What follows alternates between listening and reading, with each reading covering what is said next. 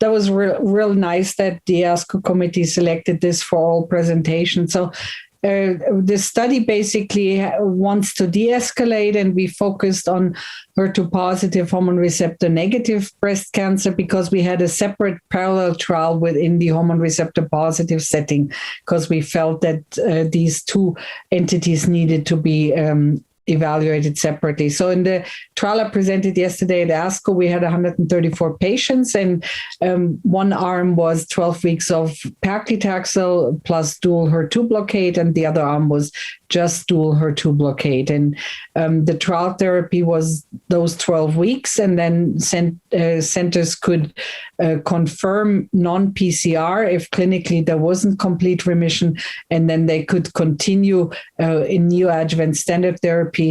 And all patients with non-PCR needed to have standard therapy after the trial, and patients with PCR further chemo was optional. And so we already presented the PCR results. We had 90% in the Paclitaxel arm and 34% in the antibody alone arm.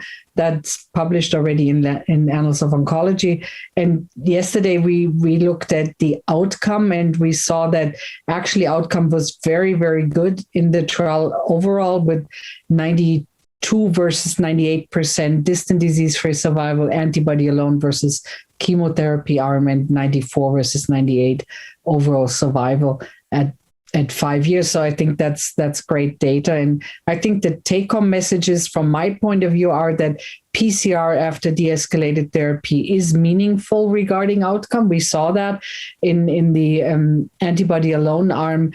The 5-year IDFS was 98% in the PCR patients, just as good as in the chemotherapy arm, containing arm.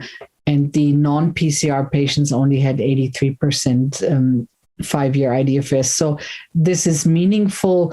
And if you want to go further into de-escalating without chemotherapy, I think we need to select the patients better. We did not see any PCRs in patients that were IHC 2+ or 1+, even though FISH positive, no PCRs in the basal-like tumors according to PAM50, and also patients that didn't respond early by a decrease in proliferation or loss of tumor cells in the 3-week biopsy. Those patients did not have many PCRs as well. So I think there is some selection we need to do for further de-escalation without chemo.